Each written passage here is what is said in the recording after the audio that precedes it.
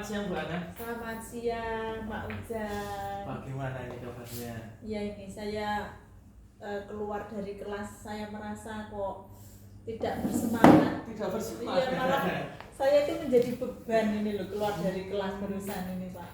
Dari kelas malah Bu Ana merasa ada Iya, beban gitu ya. iya. Iya, nampak nih ya kan. Iya. Ekspresinya kan. Iya. Biasanya kan semangat gitu ya Bu ya. Iya, nah ini Pak Ujang ada ujung, Pak. Ya. Insya Allah ada Bu untuk Oke. hari ini kita mungkin bisa melakukan percakapan ya. Nah, Oke. kira-kira nanti dari percakapan yang akan kita lakukan ini, kita kira apa harapan dari Bu Ana?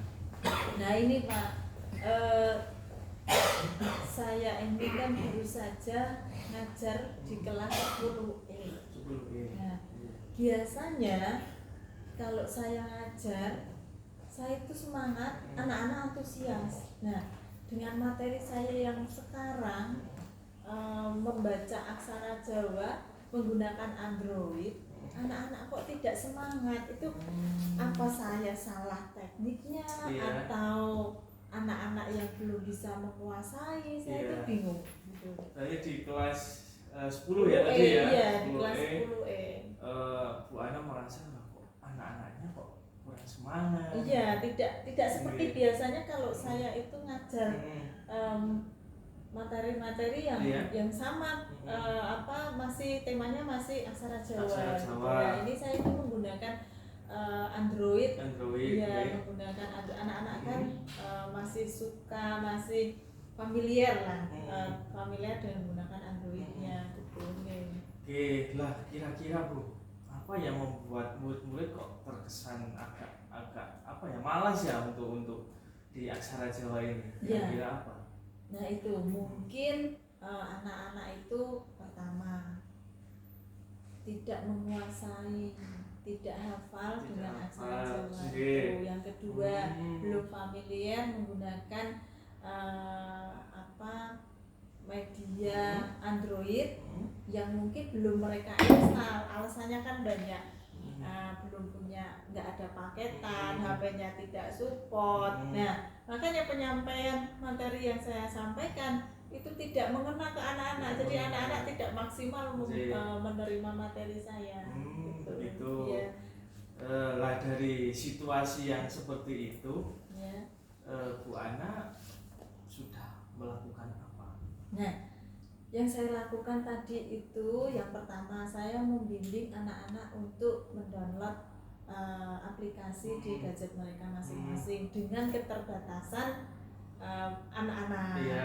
Ya kan, ada yang memang tidak support dan lain sebagainya. Jadi yang tidak support saya kelompokkan dengan anak-anak yang sudah bisa menggunakan. Jadi mereka bisa saling berbagi, saling belajar bareng. Dan yang tidak punya perangkat dan tidak punya paketan yang untuk memfasilitasi juga sudah saya kelompokkan tersendiri. Dan anak-anak yang sudah mahir, sudah terpenuhi, saya kelompokkan sendiri biar pembelajarannya itu berdiferensiasi antara yang low, yang high, dan memang luar biasa sekali. Berarti sudah menerapkan itu ya Bu ya. Cuma saya itu tidak puas, anak-anak itu masih belum mampu mengikuti pembelajaran saya dengan maksimal. Dengan demikian menurut pendapat Bu Ana nih, untuk bisa istilahnya pembelajaran lebih asik gitu ya.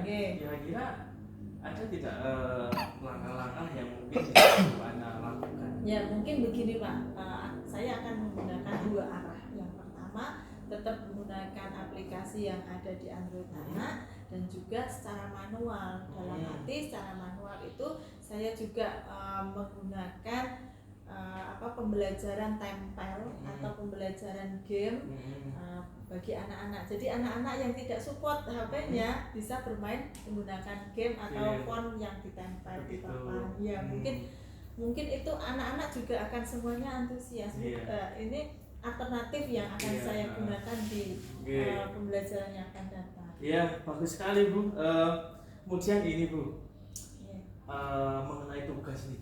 Mungkin ada beberapa tugas atau banyak tugas yang Bu Ana berikan.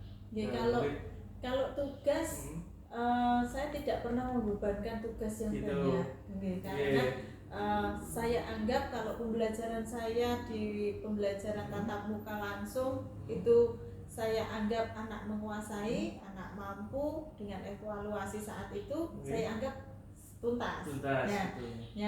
Tidak terus saya bebani ada tugas atau PR di rumah. Baik. Jadi dengan demikian Bu Ana selama ini menggunakan media belajar apa saja, Bu?